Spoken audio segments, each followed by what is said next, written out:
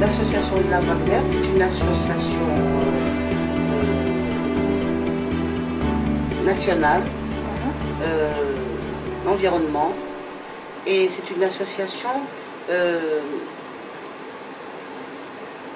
qui a été créée en février 2014, mais on a commencé à activer, enfin l'inauguration s'est faite samedi 16 mai,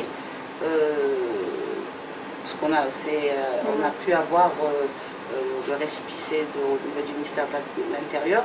Donc c'est maintenant qu'on va faire notre programme pour commencer à activer. D'accord. Est-ce que vous pouvez nous parler de la journée du samedi? Alors la journée du samedi, c'est une journée d'inauguration de l'association. C'est-à-dire c'était l'occasion d'avoir notre président d'honneur qui est Ahmed Djorlev et de réunir les 17 wilayas, parce que l'association compte actuellement 17 wilayas. Et on espère avoir toutes les wilayas du territoire national, c'est-à-dire actuellement je crois qu'il y a 50. Excusez-moi, donc vous avez des bureaux dans 17 wilayas? On a des représentants, donc il y a 17 wilayas dans la wilaya d'Alger. On a, c'est 16 wilayas, bon, je vais citer quelques wilayas, on a Djelfa, on a Ravdaya, on a Tissemsilt, on a Intmouchent, Batna, Sétif, Bojbaririj, Tizib, Bougie, Tipaza, Blida, Naama, bon, comme ça de tête, Ain Salah, on a Ain Salah aussi. Voilà, en gros, enfin, ce que je me rappelle. Bon, en tous les cas, avec Alger, il y a 16 wilayas plus Alger 17. Et quelles sont les activités de l'association Vague Verte? Alors, surtout sensibiliser. Sensibiliser et le travail qu'on a décidé de faire, c'est surtout travailler avec les jeunes. Travailler avec les écoles, que ce soit primaire, au niveau du primaire, au niveau des collèges et des lycées. D'ailleurs, on a un partenariat avec le ministère de l'Enseignement. Samedi, Madame la ministre nous a envoyé une représentante du ministère de l'Enseignement, parce que l'avenir de ce pays, c'est les jeunes, donc il faut travailler avec les jeunes. Bien sûr, on vise aussi les universités, là où il y a les jeunes. Et aussi la formation. On veut former, faire une formation au métier de la nature, tout ce qui concerne la nature. Et puis, bon, créer des clubs verts. Le vœu, on souhaite, c'est un projet qui, j'espère, avec les autorités, va se concrétiser, surtout avec les relogements, les recasements qui se font. Donc il y a des espaces qui se libèrent. Donc si on peut avoir un partenariat avec, par exemple, la wilaya d'Alger ou les autres wilayas, les espaces libérés, notre objectif c'est quoi? Par exemple, chaque enfant qui rentre à l'école en première année, on choisit dans chaque commune, ou peut-être dans chaque wilaya, si on ne peut pas faire ça dans une commune, un endroit qui va être plus tard un futur parc. Et chaque enfant qui va être scolarisé en première année va planter un arbre dans cet endroit.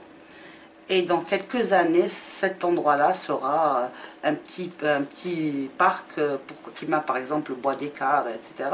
Un endroit où ces enfants pourront venir avec peut-être leurs enfants et ils auront un espace enfin, naturel où ils pourront respirer de l'air pur. Voilà.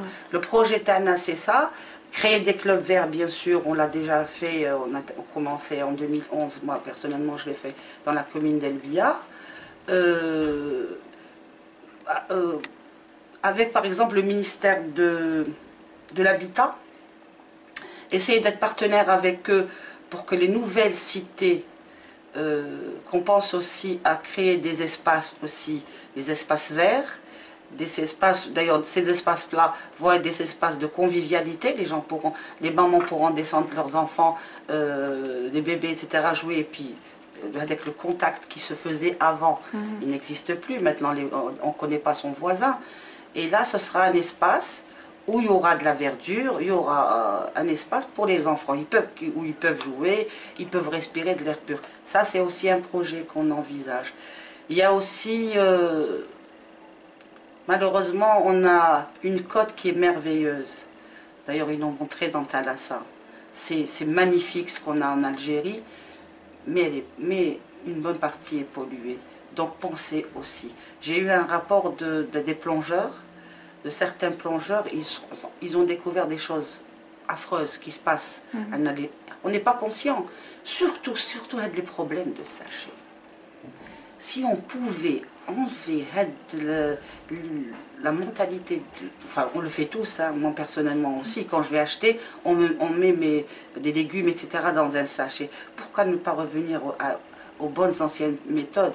Le couffin, ou le petit filet que nos parents mettaient dans leur poche, et quand ils sortaient du travail, ils disaient avec le filet, et puis faire les... Et là, on préservera beaucoup. C'est vrai que ça va... Il y a plein de jeunes qui travaillent, enfin ils vendent des sachets, ça leur fait rentrer de l'argent, mais les recycler, faire autre chose. Ça c'est important. Nos côtes par exemple, on a tendance, par exemple, donc les moules ou les oursins qu'on trouve, les rochers, vous allez juste à Tipaza, vous allez trouver, mais si c'est pollué, ça n'existera plus.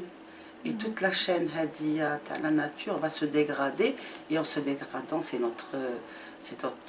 la vie qui part avec le sud. Moi j'ai visité une des régions, je cite par exemple le Naama, c'est un endroit, c'est une région qui est magnifique, où il y a un grand lac, la wilaya de Naama, mais pollué. Il n'y a pas d'arbres, c'est des étendues. J'ai posé la question, je leur ai dit, est-ce que vous avez de l'eau en sous-sol? Ils m'ont dit non, vous creusez, vous avez de l'eau. Pourquoi vous ne plantez pas? Pourquoi il n'y a pas d'espace vert, il n'y a pas de, par exemple, l'agriculture, pourquoi ne pas non. C'est un peu, voilà, et c'est ça, c'est-à-dire que on espère avec notre association faire aimer les gens la nature. C'est le plus grand souhait qu'on a. Et puis, bon, c'est vrai qu'il y a la pollution, il y a aussi le recyclage, bon, apprendre aux gens, bon, malheureusement, c'est pas évident à préserver leur espace. Par exemple, habiter dans un endroit et avoir des tonnes d'ordures devant chez soi, apprendre aux gens à jeter les ordures à des heures fixes, et entretenir leur cité, parce qu'en fait compte, c'est vrai qu'à l'intérieur de leur maison c'est propre, mais l'extérieur aussi leur appartient. Donc il ne faut pas qu'ils oublient que leurs enfants, et même eux, quand ils sortent de chez eux, ils ont en face d'eux le spectacle qui n'est pas beau à voir. Oui. Oui. Est-ce que vous comptez travailler avec d'autres associations?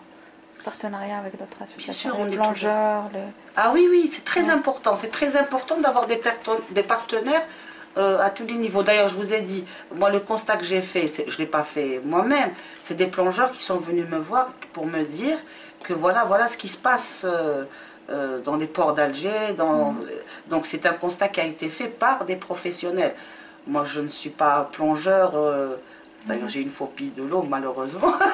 Mais c'est vrai que d'ailleurs, dans l'association, la plupart des membres, c'est des ingénieurs en environnement ou écologie, etc. Et puis, bon, c'est vrai, c'est eux qui m'apprennent.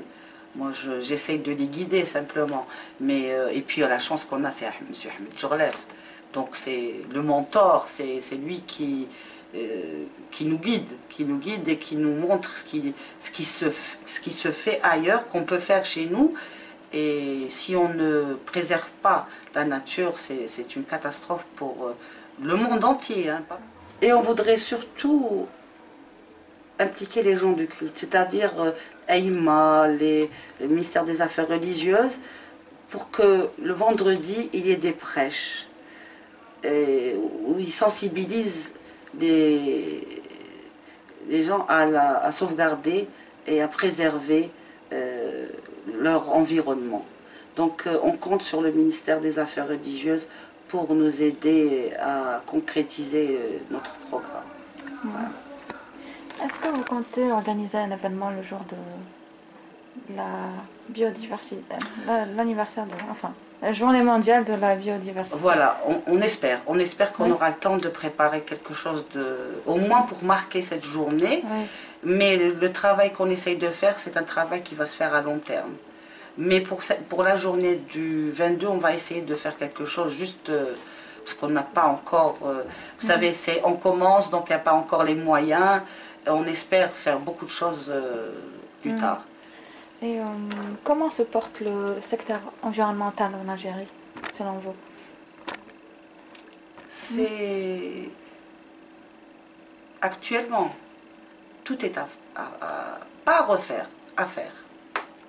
Dans tous les domaines, Donc, il faut une mobilisation de tout le monde. Il faut que chaque citoyen se sente responsable. Parce que au train où vont les choses, on va à la catastrophe. Je ne suis pas alarmiste, mais on va à la catastrophe. C'est pas normal qu'on néglige un secteur aussi important que l'environnement. C'est une sonnette d'alarme qu'il faut lancer.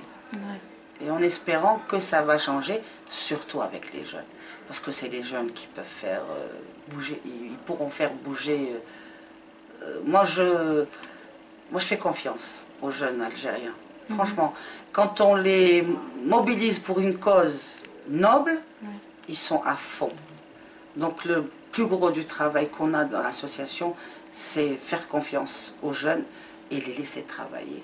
C'est-à-dire les diriger, nous en tant qu'adultes, on les guide. Et franchement, on a une jeunesse formidable. Ajouter une chose, c'est que, vous savez, il y a aussi une chose qu'on a oubliée chez nous, c'est les plantes médicinales. Et ça revient maintenant à la mode en Europe, etc. La phytothérapie. Voilà.